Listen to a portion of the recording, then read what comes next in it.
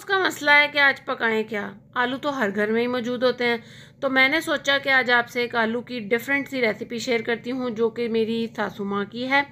तो आलू तो सबको ही बनाने आते हैं, इनको आलू की कतलियाँ भी बोलते हैं, इनको आलू ग्रेवी मसाला ग्रेवी भी बोलते हैं, इनको आलू की कढ़ाई भी बोलते हैं, जो कुछ भी आपका जो दिल करे आप इसको बोल सकते हैं। तो चलते हैं जी अब हम अपनी रेसिपी की तरफ। तो उसके लिए हमें चाहिए तकरीबन 1 किलो के करीब आलू लेने हैं।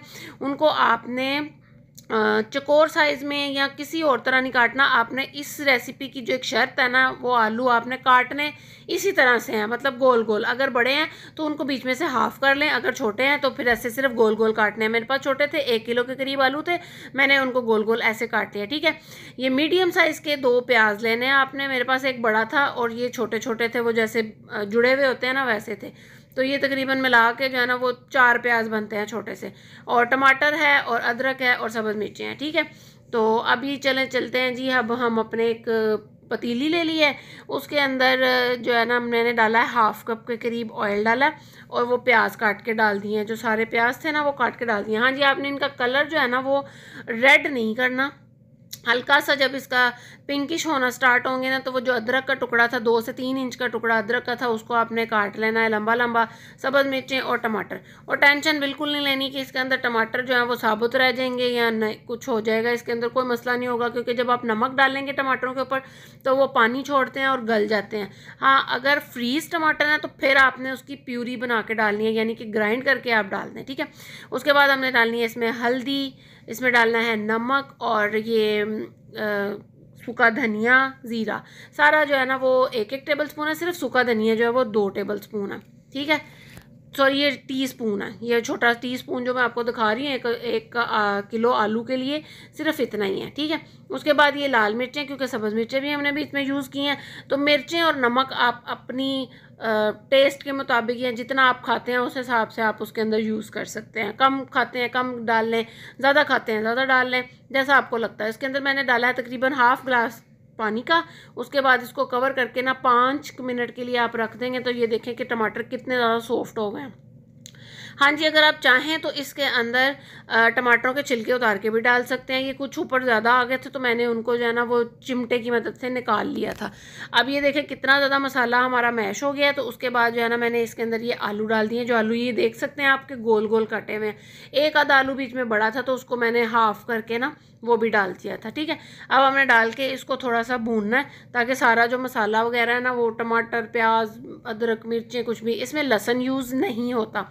मैंने आपको पहले भी बताया कि ये मेरी सासू माँ की रेसिपी है, हर कोई डिफरेंट तरीके से बनाता है। आप एक दफ़ा इसको ट्राई करेंगे ना तो आप कहेंगे कि वाह क्या पकना के खिला दिया, आज घर वालों को दिल जीत लिया।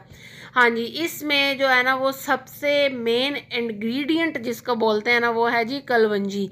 वो आपने 1 टीस्पून भर के इसके अंदर डालना है। ठीक है, उसके बाद डाल के आपने इसको इसकी चंगा भुनी लगानी है इसकी। इनको भुन के पकाना है आपने, मतलब भून के ना। अब आप मजाक मत बना लीजिएगा कि भुनी मतलब भूनना। ठीक है, तो उसके बाद ये देखें उसको मैंने कवर कर दिया था तकरीबन 5 मिनट के लिए। वो करने के बाद अब आपने इसको कवर हटा के जो है ना इसको स्टिल भूनते ही रहना है आपने, ताकि इसके जो टमाटर हैं वो भी सारे घुल जाएंगे बीच में, और जो प्याज है वो भी आपको नज़र ही नहीं आएगा बीच में कि कुछ है भी। और वैसे भी इसकी लाइट लाइट सी ग्रेवी बनती है, इतनी ज़्यादा नहीं होती। तो ये जो है ना ऐसे इसको देखें, ये जब ऑयल निकलना स्टार्ट हो जाएगा तो फिर हम इसके अंदर ये देखें निकलना स्टार्ट हो गया साइड से ऑयल।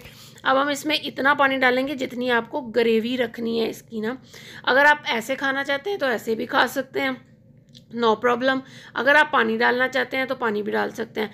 तो मैंने तो इसमें पानी डाला था क्योंकि यहाँ पे ऐसे ही खाए जाते हैं, मेरे ससुराल में ऐसे ही बनते हैं। तो मैंने आपसे वो रेसिपी शेयर की है जो जिस तरीके से मैं बना रही हूँ। तो ये देखें मैंने इसके अंदर तकरीबन 1 गिलास से थोड़ा सा ज़्यादा था पानी, उसको डाल के मैंने इसको जो है ना वो पका लिया है। दम पे रख दिया था, दम के अंदर ही वो गल गया। ये देखें आलू इतने सॉफ्ट हैं कि वो टूटे नहीं हैं, साबुत हैं लेकिन गल गए हैं।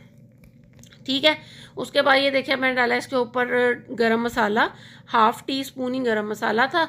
और अब हम इसमें डालेंगे धनिया और मिर्चें, और ये हमारी मज़ेदार से आलू तैयार हैं। गर्मियों में तो वैसे ही लाइट लाइट सी चीज़ें खाने को दिल करता है, कोई हैवी चीज़ खाने को दिल नहीं करता। तो ये है कि इसके अंदर कोई ज़्यादा मसाला जात भी नहीं जाते हैं, और मज़ेदार सी ये हंडिया बन के जो है ना वो हमारी रेडी हो जाती है।